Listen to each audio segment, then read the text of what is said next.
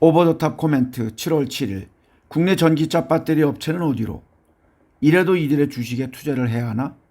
안녕하세요. 다들 아시다시피 국내 전기차 배터리 업계가 일시적인 수요 감소를 이겨내기가 힘이 들 것으로 판단해서 신설 투자를 보류하거나 임원 감축 등 비상 경영 체제에 들어가고 있습니다. 애초에는 하반기에는 시황이 반등할 것이란 예측이 나왔지만 세계적으로 정부가 주는 보조금의 축소 등 친환경 정책이 후퇴하면서 침체가 예상보다 길어질 수 있다는 전망이 있기 때문입니다. 특히 SK온, LG엔솔 등 북미 지역을 비롯해 공격적으로 해외 설비 투자를 했던 배터리 제조사들은 타격이 큽니다. 6월 28일부터 29일 동안 진행된 SK그룹 경영전략회의에서 그린, 화학, 바이오 산업 부분은 시장 변화와 기술 경쟁력 등을 면밀히 따져서 선택과 집중, 내실 경영을 통해 질적으로 성장을 추구해야 한다고 최 회장이 말을 했습니다. 그동안 복잡한 가정사로 상당히 망신을 많이 당한 최 회장이 탄소 중립 등 친환경 사업 일환으로 배터리 사업 확대를 강력히 추진해 왔지만 그가 말한 질적 성장과 내실 경영이라는 이야기는 배터리 투자를 축소하겠다는 것으로 해석이 되고 있습니다. 실제로 SK온은 전략회의 바로 다음 날에 비상경영을 선언했습니다.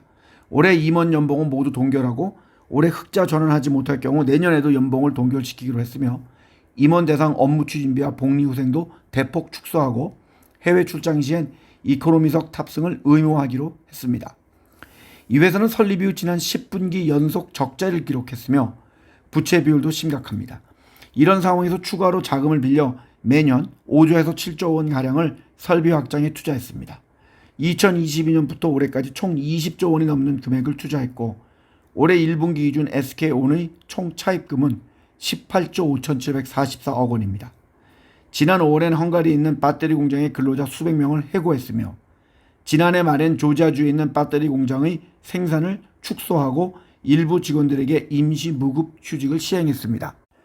회사는 글로벌 완성차 업체들과 합작으로 올해 해외 배터리 설비 투자에 7조 5천억 원을 내년에도 비슷한 규모의 설비 투자를 계획했지만 결국은 투자 계획 보류와 지연이 예상되고 있습니다. 이런 상황에서 SK온의 IPO는 계속 지연이 되고 있으며 모회사였던 SK이노베이션의 주가도 영향을 받고 있습니다. SK이노베이션은 올해 들어서 19.76% 하락하고 있고 작년엔 30.79% 하락을 했습니다. 또 다른 배터리 제조사인 LG엔솔의 상황도 크게 다르지 않습니다. 이 회사는 최근 약 3조 원을 투자해 미국 애리조나주에 건설할 계획이었던 에너지 저장 장치 ESS용 리튬 인산철 배터리 LFP라고 합니다. 공장 건설 계획을 전면 보류했습니다.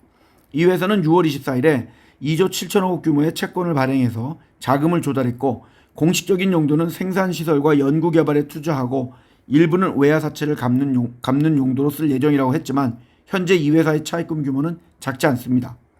그렇다면 왜 했을까요? 올해 3월 기준 이 회사의 총 차입금은 12조 8,576억 원입니다. 이것은 지난해 동기 대비 55.7% 이상 증가한 수치입니다. 올해 1분기 미국의 세액공제 혜택을 제외하면 영업 손실이 316억 원으로 사실상 적자로 전환했습니다. 전년 동기 매출은 29.9%, 영업이익은 75.2% 감소했습니다. 하지만 이 회사는 2021년엔 4조 원, 2022년엔 6조 3천억 원, 작년엔 11조 원 등 3년간 21조 원이 넘는 시설 투자를 진행했고 올해 역시 11조 원 규모의 투자를 계속할 계획입니다.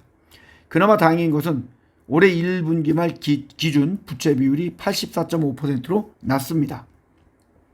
하지만 차입금 의존도는 계속 상승하고 있으며 북미에서만 캐나다 온타리오주의 스텔란티스와의 합작 공장, 오하이오주 혼다와의 합작 공장, 미시간주 GM과의 합작 공장, 조지아주 현대차와의 합작 공장, 애리조나주의 독자 공장 등의 건설에 자금이 투입돼야 하는 상황입니다. 하지만 나쁜 소식만 있는 것은 아닙니다. LG엔솔은 중국 배터리 업체들의 동부되었던 리튬 인산철 LFP 배터리에서 르노와 5년간 순수 전기차만 약 59만 대를 생산할 수 있는 대규모 계약을 따냈습니다. 또한 그들은 유럽에서 처음으로 에스토니아에 LFP 배터리 셀을 탑재한 에너지 저장 장치 ESS 공급을 개시했습니다. 그동안 국내 배터리 업체들은 밀도가 높아 에너지 효율이 좋은 대신 가격이 비싼 NCM 배터리를 주로 생산해 왔으나 저렴하지만 에너지 효율이 낮아 보급형 전기차를 중심으로 사용이 되는 LFP 배터리까지 진출을 하면서 중국의 CATL과 경쟁을 하게 되었습니다. 또한 현대차 그룹과 LG엔솔은 수요일 인도네시아 최초이자 동남아시아 최초의 전기차용 배터리 셀 생산 공장을 건설했습니다. 인도네시아는 세계 최대 니켈 생산국이고 2020년 니켈 원강 수출을 금지했습니다. LG엔솔의 주가는 올해 들어서 16.76% 하락하고 있고 작년엔 36.39% 하락을 했습니다. 또한 다른 배터리 제조사인 삼성 SDI도 주가는 올해 들어서 18.2% 하락하고 있고 작년엔 45.19% 하락을 했습니다. 하지만 제가 누누이 지적하고 있고 그리고 앞으로 상승할 가능성이 매우 큰 전기차의 충전 인프라가 여전히 부족하고 충전 시간이 급속히 30분에서 1시간가량으로 긴데다가 완송은 4시간에서 8시간입니다. 배터리의 수명도 7년에서 10년으로 그치는 등 전기차 대중화를 위한 선행 작업들이 많이 남아 있습니다.